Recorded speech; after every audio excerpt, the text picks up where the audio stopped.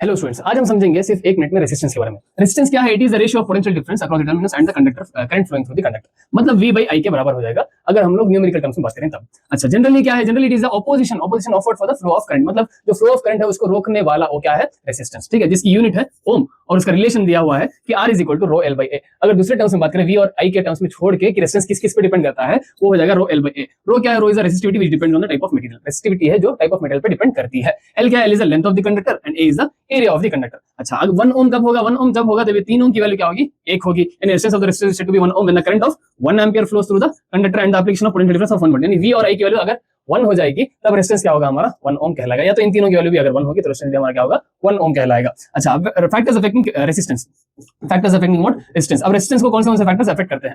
Resistance को affect करता है सबसे पहला length of the conductor. Length पे डिपेंड कर रहा है इधर।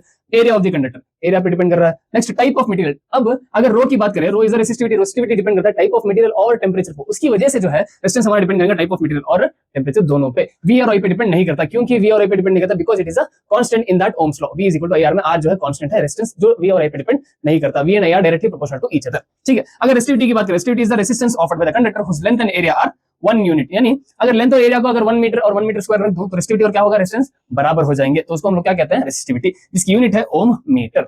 डन।